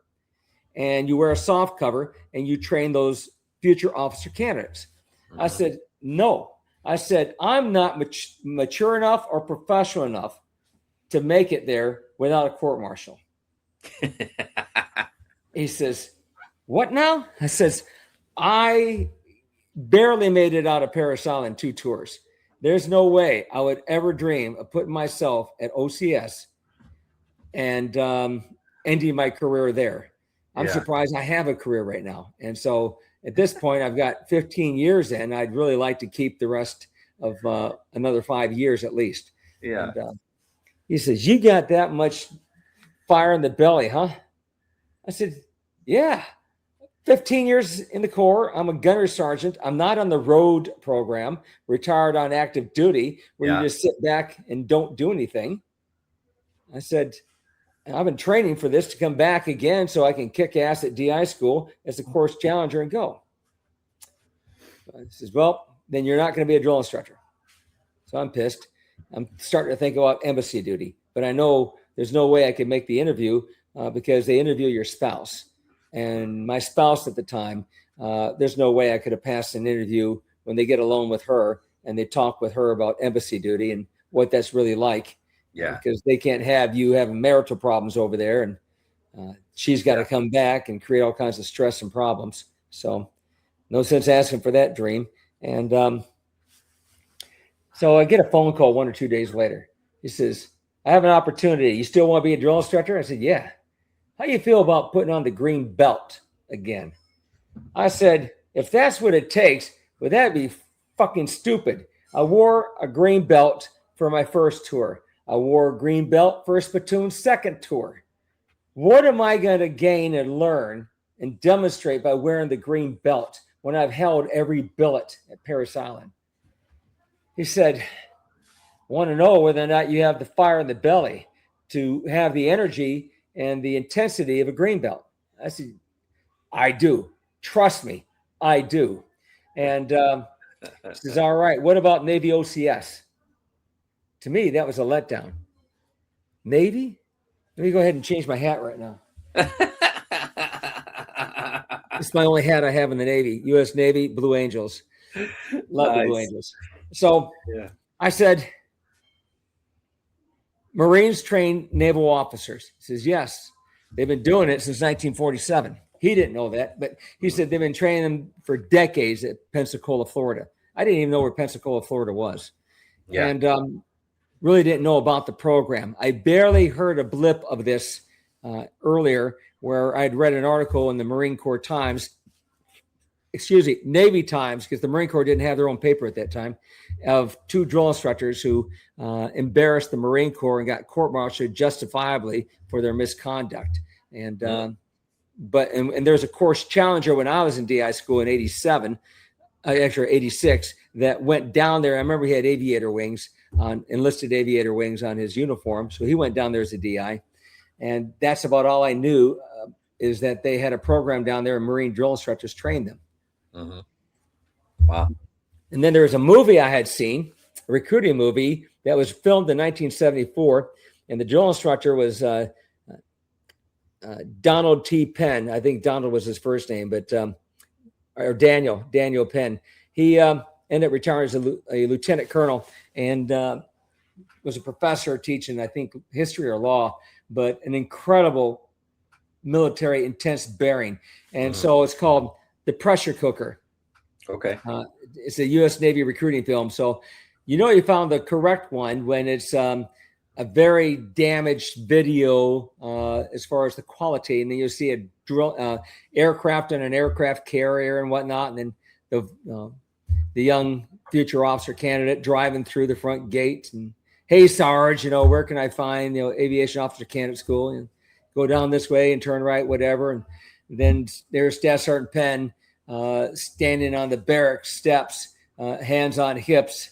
And he pulls up, in his car and is, hey, Sarge, he said, will you get my golf clubs over here? And, stuff like that, really playing it out. And he starts ballistically going off on him, and a very professional firm, like a DI school instructor would go off on somebody demonstrating the correct way. And, it's just squaring away this particular person. And then they made a remake of it with Staff Sergeant Stephen Holt in 1990. And his is high quality and verbatim, the whole script, everything verbatim. Really? I'll send you a link afterwards, but you'll love it. So I remember seeing this when I was on a 30-day hometown recruiter as a sergeant. I just picked up sergeant and wanted to know, did I want to be a recruiter or a drill instructor? And 30 days at Peoria convinced me, be a drill instructor. You don't want to be a recruiter. And but I seen that video. I thought that was really cool. He was wearing sateen uniform, the green sateens.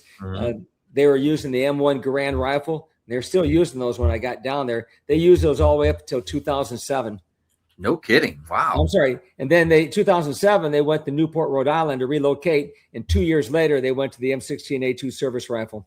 But it was awesome to have the M1 Garand as a weapon to teach close quarter drill and to torture them with the weight. Yeah. Yeah. That'll work. Yeah. That'll work. So I get the orders and I'm excited. I tell my wife when I told her on the phone when I talked to her from Japan. And then a couple weeks later, she's picked me up at base after the reunion of seeing each other after 6 months. And on the way home, she tells me that she's not going to go with me to Pensacola. I says, what do you mean you're not going to Pensacola with me? She says, I just got a promotion. I'm now at that time, I think she would have been a director of IT from manager. And she didn't want to give up that opportunity. So she was going to stay behind with the kids. I was going to be a geographical bachelor when I went down there. And so when I checked in, it was quite the experience. I didn't know any of the drill instructors. Down there, the position was one chief drill instructor. And under that chief drill instructor was 6 drill instructors, sometimes 7. Wow. And each of us had between 2 and 3 classes at different stages of training. So just think of platoons. But there, you do your own receiving. They call it NDOC, as in indoctrination. Okay. So NDOC is 1 whole week. You did that on your own by yourself, and then you train them to commissioning. So you'd have a platoon during NDOC week. You'd have a platoon somewhere in the midpoint of training, and then you'd have a platoon nearing graduation. And you just bounce from location to location, from class to class throughout the day. Do mail call for all 3. Teach close order drill for 2 of the 3 usually, and it was awesome. Most drill instructors say that's too much. It's crazy by yourself, but I'm telling you, it's freaking phenomenal to do all of that by yourself. Yeah, and you really, really end up enjoying it. It was like being a drill instructor in the 1970s, in my opinion. And I remember telling the drill instructors after a few months, I says, we're the last of a generation that gets to enjoy this kind of freedom, because with each year that comes by, something gets changed. And it's only a matter of time before Headquarters Marine Corps and those powers to be discover how much freedom that we have down here and take it away. Yeah. And we did. But it started to happen while I was there at the tail end. Yeah. And so the rule was you had to, as a new drill instructor, do an NDOC or receiving platoon with each of the drill instructors before you could have your own. Oh, wow. Okay. So I got to see each drill instructor show me the techniques, and there's some inconsistencies in how they did things. And then finally, I get to have my own damn platoon. And then no one's with me. In fact, I never, ever had anyone with me until I was training my replacement 2 years later. Yeah. So Staff Sergeant Scott Burleson, that showed up. He was a San Diego drill instructor, as I recall. He was infantry, and he ended up coming to replace me. So he's with me for a few weeks, maybe 2 months at the most, before I graduated that last group, class 12-98. So things that were different. The SOP for recruit training at Parasana in San Diego is a 3-inch ring binder, and it is tight. It is full. The SOP for recruit training at Navy OCS was about somewhere around 75 pages. Yes, 75 pages. That's about how many were there. God. So it was in a 1-inch binder. I said, this is the SOP? He says, yes. Know it, learn it, and don't screw up, Crouch. And so I'm reading in here, and there's terms that I don't know. First of all, I love what I see. So incentive physical training, a recruit screws up, or in this case, an officer candidate, how long can you PT their ass for? Well, back when you and I were drill instructors, it was 2.5 minutes, 30-second break, 2.5 minutes, cannot touch them for an hour. Not you and not anybody else. Right. And all other kinds of restrictions on that crap too. So there it said that in the first 2 weeks, I think it was, you could PT them up to 10 minutes. Up to 10 minutes. Up to 10 minutes. Now, it was supposed to be 10 minutes during that hour, not a solid 10 minutes. But they didn't really define it. They didn't define that, so we would PT them for 7-10 minutes right out of the get-go. And so the PT was way more intense. Yeah. And you have a program where Marine OCS, you can't quit on day one. Decades before that you could, but not when they wanted to send me to Pensacola, to Quantico. When they wanted to send me, you could not DOR as a Marine officer candidate until week 5 or 6.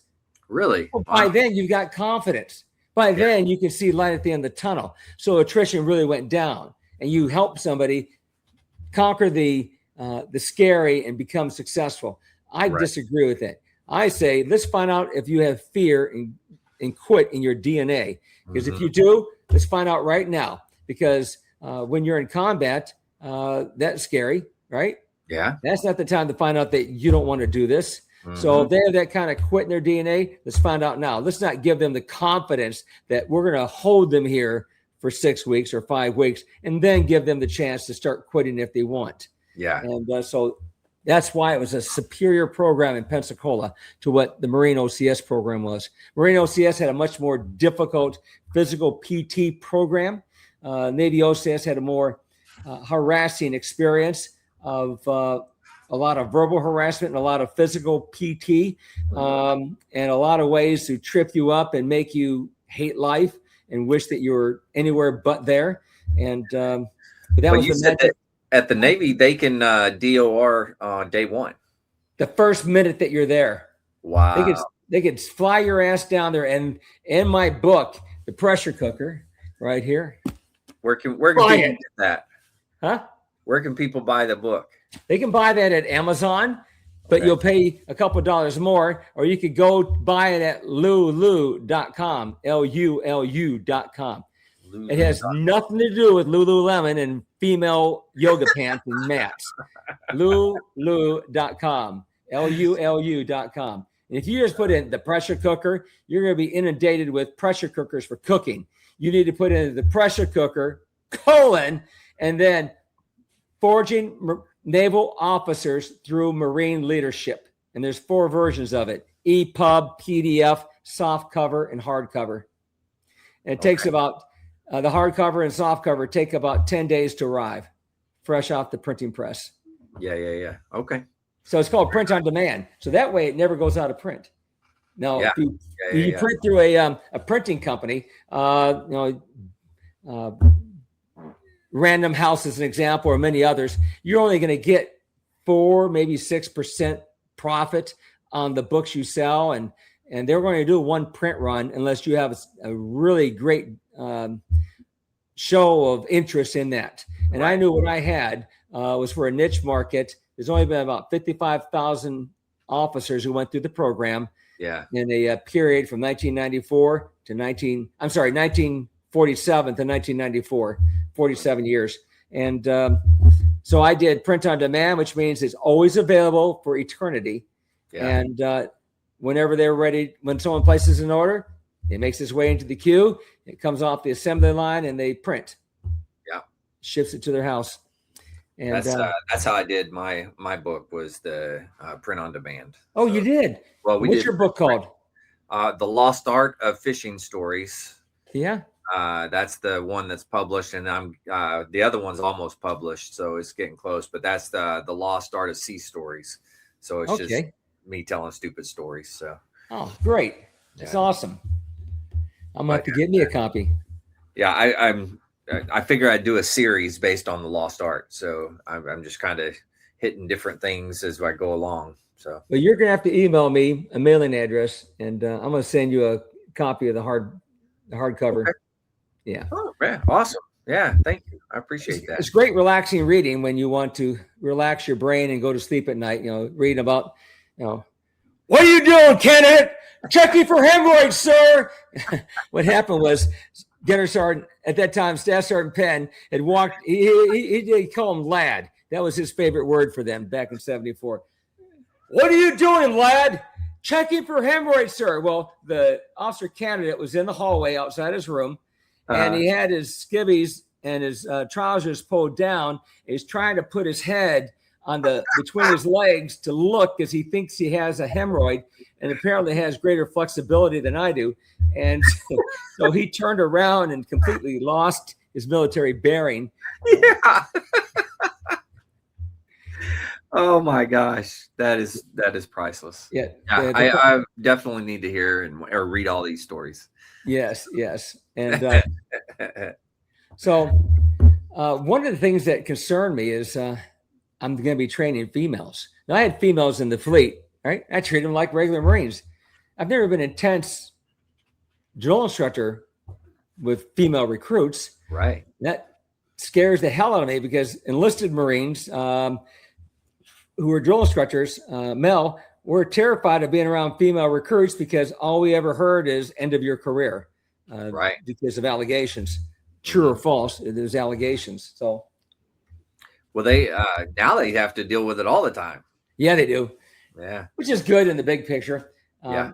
My concern was always that there would be a difference in the intensity level. That you'd have Den Mother Sally, and then the other one might be evil, like we appreciate. Here's Satan, female Satan, and then Den Mother Sally. That great disparity. They all should have the same level of intensity and evilness to have a successful platoon.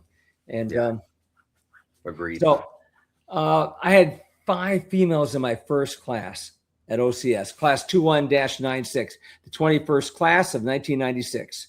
Okay. And so I'd already tortured them through the first week of receiving or in doc. Now, the term they use there at OCS at Pensacola goes back to the 1940s. It's called, they would call them poopies. And they actually used that term in the movie An Officer and a Gentleman when they saw them with their freshly shaved heads and down there doing push-ups, Richard Gere and a couple others. Oh, look at the poopies. They just got their first haircut. Don't worry, boys. It'll grow out in 5 weeks. Yeah. And I can't remember what the drill instructor said to them in reference to that.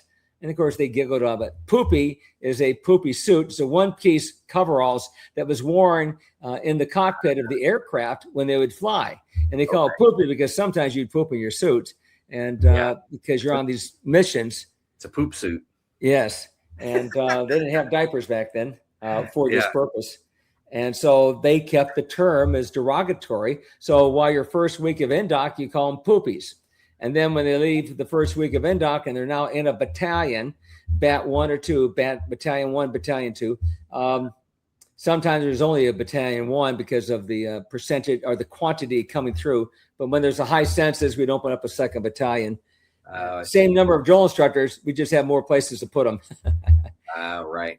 Yeah. So I had 5 females and I was stressed out. How am I going to do this? I've already been torturing them during NDOC week in the squad, in the passageway. They had 4-man rooms. There's no locks on any door. None of them were lockable. There was blinds, mini blinds in all rooms, but they could only be closed from taps to reveille. And the door could only be shut when changing clothes or taps. Otherwise, the door is always open. And so the females would be in the female rooms and the males in the male rooms. And so whenever you wanted to talk to your whole platoon, you just had to say, "Get online!" And they come out online in front of their room in the passageway. And then you could have them do whatever. Or you could have them do push-ups, side turtle hops, bends and thrust. You can wear their ass out. But they better be at about a 45-degree angle because if you're going straight, you're going to be hitting your head on that concrete wall because it's not that big of a passageway. Yeah. Don't forget the 45 degrees. Yes. Face half left, officer. Get them. Down there, and they're now doing push-ups and whatnot because they were screw-ups of some type. And but yeah, the females would be suffering just like the males out there. So at the end of the first week of training, I have them down in we call it the dungeon. It's just on the first floor of battalion, a classroom. And I gave a period of instruction. And then at the end of my instruction, I says, "Well, I give the command to leave. You will leave my room. Females will stay put. Males, get the hell out of here." So the males left. I made sure they shut the hatch. And the females are standing there side by side. They don't know what's going to happen. They've never seen niceness out of me ever to this point. I said, "You're my first class here. I've never trained females before. But I tell you, my attitude is I expect to train you like I train my female Marines who are already in aviation when they came to work in my squadron as jet engine mechanics. I don't have female Marines. And I don't have male Marines. I have one type of Marine, and that is a Marine, period. And you better meet that standard or else. You got a problem with my language, my theatrical violence, or anything else about my methodologies on how I train, the first person you better talk to is me. Now, if you lack that courage to request permission to speak to me in my office to address whatever it is that you seem to find offensive to my methodologies, you better find yourself somebody who will walk in here with you. Class president, class vice president, your bunkmate, I don't care who. But I will not hear from the chain of command that you have a problem with my methods here. Is that understood? Yes, sir. All of them said that at the same time. Nice. As it has been said, so it shall be. And I turned to walk away. Sir, these officer cadets request to be treated as genderless warriors, sir. I turned around and I said, are you speaking for yourself? Are you speaking for the whole 5 of you? And then they all replied, all 5 of us, sir. I said, all right, so let's see if we can figure out which one that is. Because I want to think it's cousins, but there's a Wise, Mary C. Wise. I believe that's who it was. Okay. And she's now a captain in the Navy and should have been retired by now. Her and I connected a year ago, a little over a year ago. Awesome to connect to somebody 30 years later, you know? Yeah. And so, and true to and she was built like a German beer Hun that would walk through a bar with, you know, 6 beers in each armload with her German outfit on. She just had that German look to her that she's a force to be recognized with and not to be reckoned with. And ended up making her my guide because of her strong personality, and had a blast with that class. One thing that was awesome about that place is all drill instructors had the permission to torture all officer candidates, no matter what point in training they were, and no matter how many weeks into training or how many there were. They were fair game by all drill instructors. So when you're training 2 or 3 classes at a time, well, who's watching the mice while the cat's away? Well, the other cats are. So if they see your candidate screwing up, they're torturing them. All of them, or one of them, or a few of them. So you're constantly at vulnerability of being tortured in that program. Jeez. Yeah. So that was a great thing. And so I was very pro-female in the Marine Corps. I wanted the females to have the same opportunities as the males. I just wanted to make sure that was one standard. Mm-hmm. And so I noticed in one of my classes, the first one there, I paid attention to see who grasped the assembly and disassembly of the M1 Garand rifle. Mm-hmm. Well, because I give a step-by-step slow class on nomenclature and how you disassemble it, and then how you reassemble it. And then I made sure that when I gave that period of instruction, I was standing real close to the most females, whatever they were in that area, so they could watch and observe. And then I put them on the clock to disassemble their M1 Garand and hold the upper receiver over their head, feet at position of attention. Mm-hmm. And I gave a tough time to get it accomplished, and a lot of them didn't get it done. And so I made sure that I made them continue to hold while we continued to wait. Now we're at probably 10 minutes, and they're dying holding that weight up, right? Yeah. So I said to one of the females that I remembered did it pretty easy. I'd say, cousins, put your weapon down. Go over there and take his piece and disassemble it. Pay attention, pig. You know, the one that couldn't do it right. And what did that do? It empowered the females. Yeah. It showed the males in that platoon or that class that females have value and can do things better than some of us, and that we're all held to the same standard. And a female just bailed your ass out because you couldn't do it. Yeah, so, absolutely. Yeah, that's good.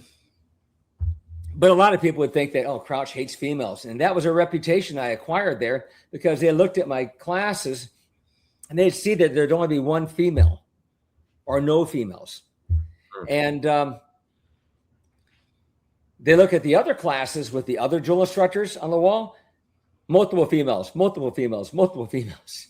Wow. I had females, but they rode back in training and ended up in somebody else's class. Oh, I see. Yeah. Yeah. Huh. That program was tough because you only allowed one failure the entire 13 weeks that you're there and still stay in the program. One failure. Wow. One failure. So let's say it's week 1 You fail the history exam, the easiest exam there is. Now you'll be given an opportunity to retest the following day. Okay. You take that test. Let's say you pass it. You stay with your class, but you're on the bubble. That was a term they used. I guess the bubble on a bubble level that you put on a fence post to try and get it properly orientated so it's perfectly plumb. And if you're off the bubble, you're off the bubble. That means you're not there. You left the class. Yeah. Now, if you fail that retest, you automatically leave your class. You go in a holding platoon and you class up with the next class behind you. And they're always 2-week intervals. Okay. So you just cost yourself 2 weeks because you couldn't pass a test. But here's the thing. Once you have failed a test and then took a retest, at some point you're going to pass the retest. From that point forward, if you ever have another failure, you automatically go back 2 weeks in training. There is no second chance. Your second chance is with your new class. Holy cow. So you start thinking about that. Compare that to recruit training. Yeah. It's a much tougher program. How long I can PT your ass? A much tougher program. The ability to quit the program whenever you want and still stay there for more, a tougher program. Yeah. A heavier rifle for torture exercises.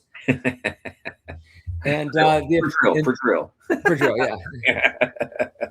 For teaching military bearing. There you go.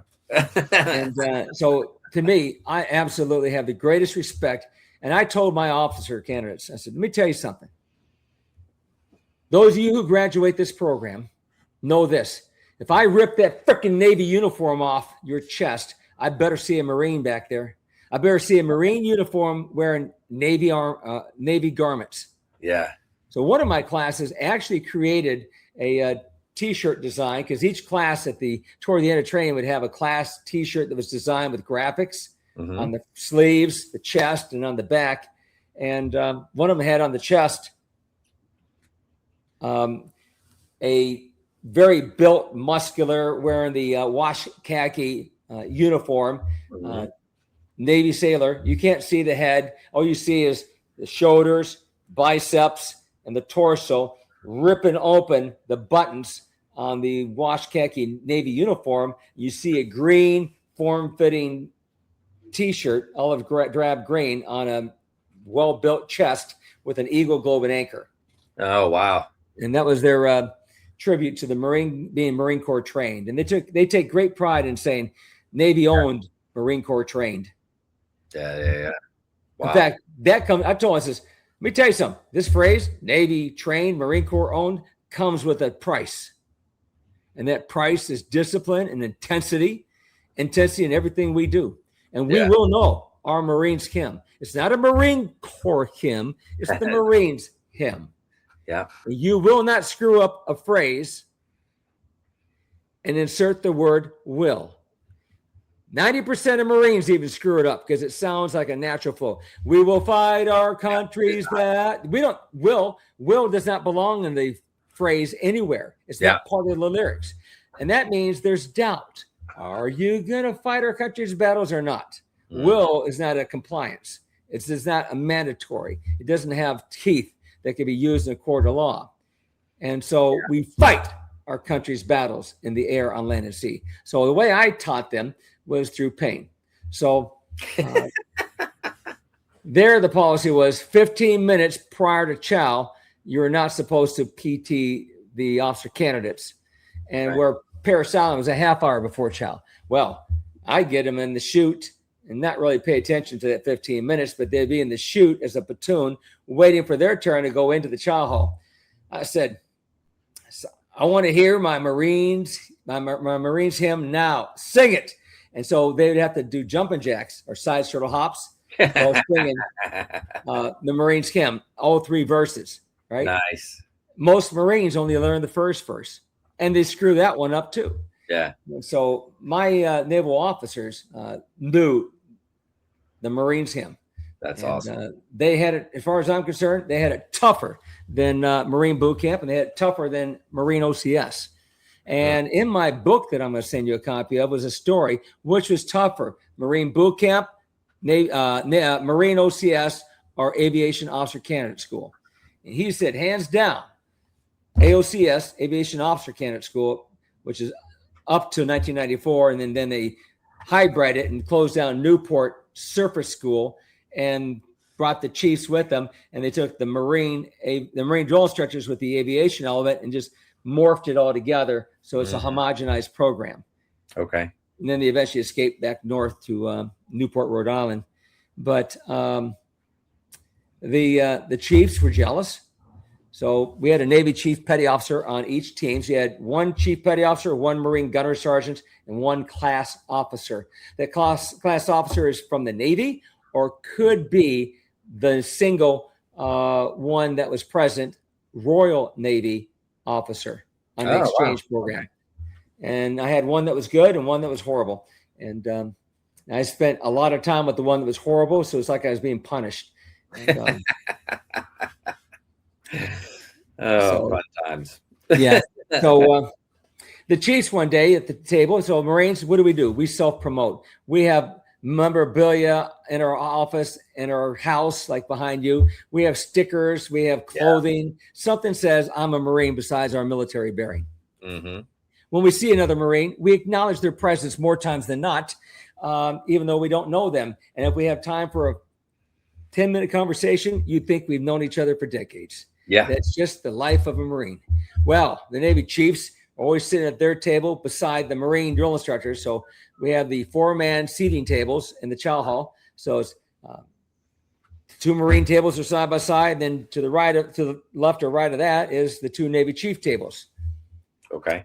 I said to the Marines, I want to collect money from everybody. I will make it, and it's going to be beautiful. We're going to have tablecloths with the woodland camouflage pattern. Ooh, yeah. And then we're going to have red plastic 4-inch by 9-inch plates of plastic engraved with yellow letters. So it's scarlet red with yellow letters. And it will say leathernecks, double dogs, those terms that we're familiar with, right? Yeah. Since November 10, 1775, all that kind of stuff. So we all had these little placemats set up with nice engraved labels. So we're enjoying our pride, our unit pride. That's what we do. Esprit de corps, unit pride of the unit. Yeah. Chief petty officers they're bitching, man. This is a bunch of fucking bullshit. I said, what is, Chief? He says, cafeteria staff. I don't know why they're all slobbering over you Marines, setting you up and giving you recognition. Where's our recognition? I said, oh, you thought the chow hall did this for us? Didn't they? I says, no, we did this because we're Marines and we have pride. And that's one thing we do is we make sure the world knows that we are here. And so therefore we have something that might look better than somebody else's. Oh, so you're just buddy fuckers. I said, how about having some damn pride in your own organization, Chief? You all came down here and we happen to have a lot of pride. And so, just like the chief drill instructor's office were these wood doors that were like saloon doors in the 1800s. Yeah. And on it was a name tag of the drill instructor, every single one of them. Mm-hmm. And we would simply have like 1984, and then we'd put those who came thereafter, then 1985, and kept adding them. I think that's how it was set up. I still have good pictures of it. But that was only for the Marines. The chiefs didn't do anything for recognition of those who were here once and then have left. They could have duplicated the efforts, but they didn't. And that door, saloon door, there's only one of them that was set up there. And that was, it's a single door panel, not a double. So it's a single door panel and double way hinges. And it was purchased and manufactured by a class that went through around 1981. No kidding. Wow. They went back to, I think it was 1978, to where they could go far back with the names of drill instructors and made tags to put on there. Mm-hmm. And then, of course, mine's on there too, and on down. Yeah. And it used to have brass plates, but the brass plates have been polished because what do Marine drill instructors do? Oh, yeah. You shine my brass, right? So they shined it to the point that it's like the Constitution of the United States. You can't read the fucking letters. Yeah. So, through great effort and a magnifying glass and using techniques of laying it down, took it off and laid it down and trying to darken where the letters are and try to come up with possible names. We were able to figure out who all these drill instructors were. And then I had plastic name tags made so no one will polish them. But we know as drill instructors, we used to polish our name tag too, didn't we? Yeah. Oh, yeah. Yeah. So, but at least, but they'll last a lot longer than the brass. And so I still kept the brass stuff because I'm a person who loves the preservation of history, but I had it replicated in plastic up here, who it was donated by and what class. It was First Sergeant Roger Thixton's class that did it, as I recall. Okay. He was an awesome drill instructor. He finally passed away a few years ago of cancer, unfortunately, but he came to one of our reunions. It was great to get him there, but we have a drill instructor. We have an AOCS reunion. So all those who went through the program and the drill instructors converge every other year on an odd year in October. And so maybe I'm misunderstanding. Yeah, it's just for the air side. So originally it was the air side. And what happened was during World War II, the Navy took notice that, one, we call it the cradle of aviation, right? The Marine Corps is the Department of the Navy. Marines have their fixed wing aircraft are on loan from the Navy. The only thing the Marine Corps owns is the helicopters, props. And so during World War II, we had to have a whole bunch of aircraft mechanics down there to help maintain the aircraft for these student aviators to learn how to fly. Okay. The Navy was keeping metrics on everything. And they said that the Marine second lieutenants far outperformed the Navy ensigns.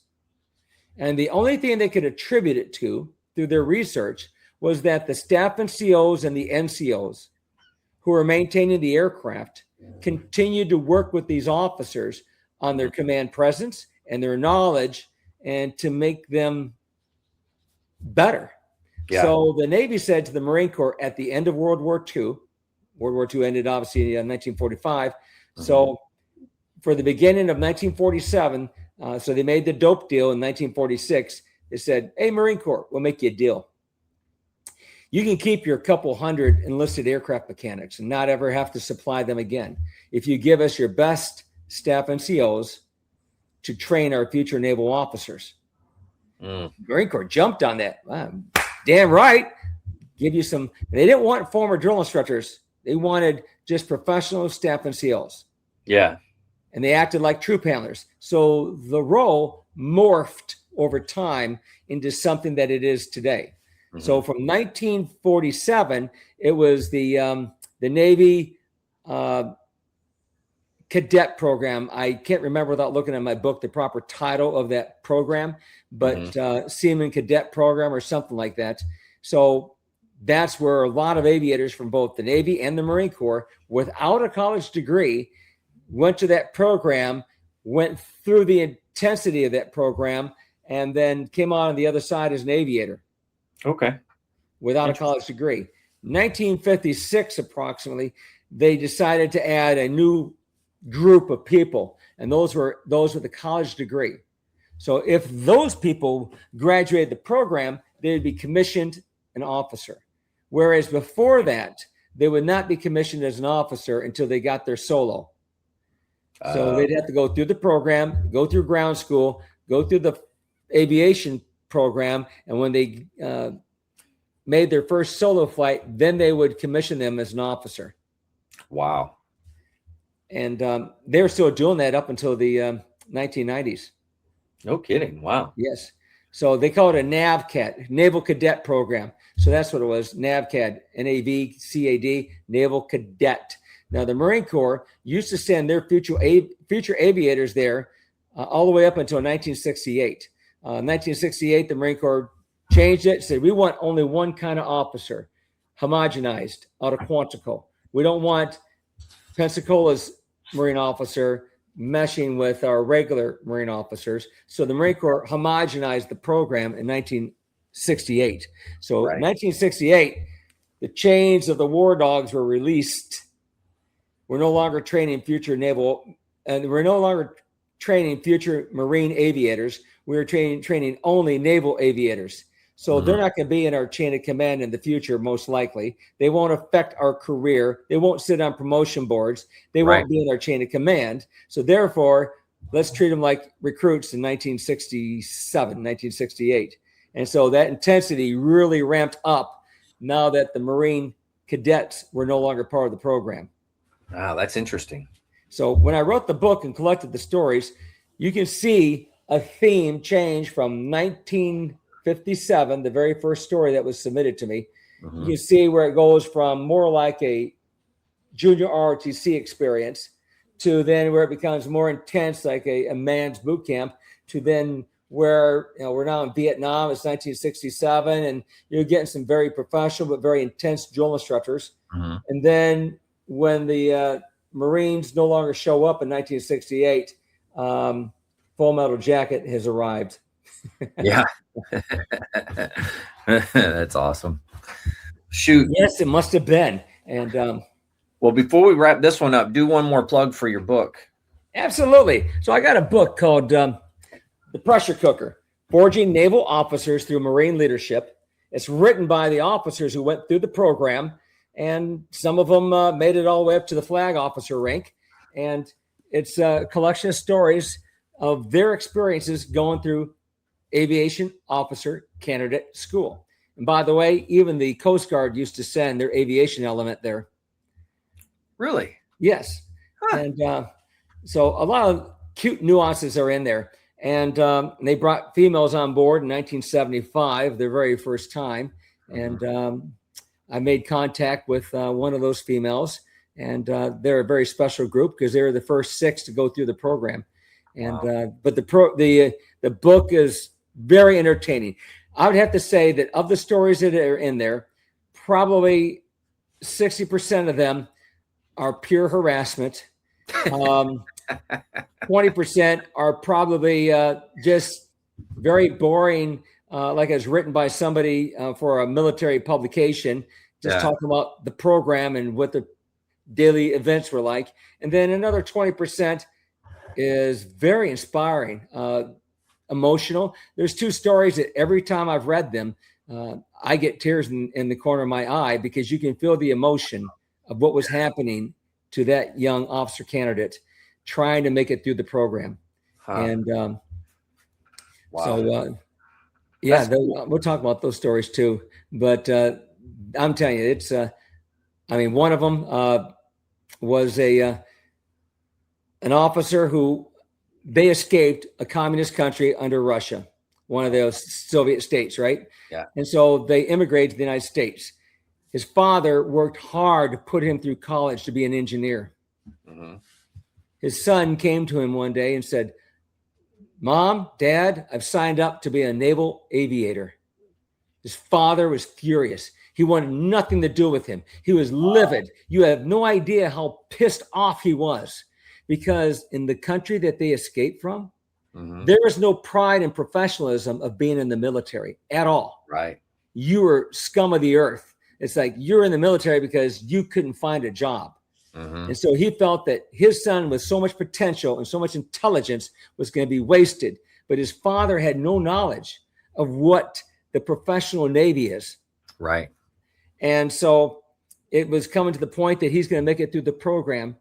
And he kept asking, is Dad going to come? And the mom keeps saying, I hope so. I'm going to try and make him come. So the wife put her foot down and said, you are coming or we're getting divorced, basically. It was that type of thing. He's your son. So he wore his worst shirt that he had. The way it was described in the book is like a bowling shirt, right? Oh, from a bowling league, but it was used for 15 years and it had stains on it. And you could tell that it was threadbare worn and just not a nice shirt that you'd wear someplace. And he had a disposable camera with him and a little cheap disposable. So his son kept a secret from them. He graduated RegCom, the regimental commander, the #1 position, because he had the highest scores for academics, military physical fitness, and military bearing.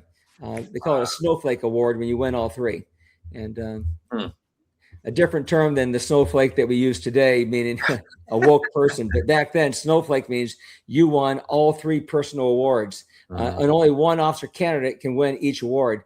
But if you happen to be top dog and you won all 3 of them, then you wear all 3 of them, and your tag that indicates you'd have a red name tag above or below, as above your name tag. So you have your black name tag on the right side of your chest, and then above that was or it's on the left side, who cares? But they would have the red tag indicating that you took the award for military bearing, and your junk on the bunk inspections, or 2, the physical fitness test, and I believe the third one was leadership, I believe, and but he won all 3, so that was just a single white tag, and with all 3 hyphenated there. Well, his father couldn't believe it, how everyone took this serious, because it's like a black tie event. Everyone wore their best suits, their best dresses. This is back in 1982 or 83, I think. And so they're dressed to the nines for this very prestigious event. It starts with an outdoor parade. And then they go inside the chapel for the commissioning ceremony. And then they go outdoors for a first buck salute, the first commission salute. And he had his sword out there for eyes right. He's looking to the right, and he sees his father, tears pouring down his face, with the pride of a father, seeing what his son has become and how important it is. And but yeah, it's a tough story to read and really understand. He wrote it extremely well, about 20 pages, and it is an incredible story. And there's a couple other like that will bring a tear to your eye of how important the program was, how hard they tried to reach that goal of becoming an officer. Yeah, man. But hey, well, there you go. You can get it on Amazon, or you can go to lulu.com. Yeah. All right. Well, we'll wrap this one up here. Thanks again for coming on and sharing these stories and sharing about your book as well. So that's a good deal. But yeah, with this, to all the listeners out there, if you're struggling, need help, anything like that, don't forget the VA does have some good resources. You can dial 988, press option 1. You can always text 838-255 or go to veteranscrisisline.net, click on that chat icon. Any of those options will put you in contact with somebody that can help you out. But remember, one veteran life loss is one too many. I care about you. I know John cares about you. The whole veteran community cares about you. So please reach out for help. And if you're out there, you're not struggling, reach out to the buddies you served with. Ask them how they're doing. And if they need that helping hand, please give it to them. All right, one last time, John, thank you. Appreciate it. To everybody out there, stay motivated. Change your socks.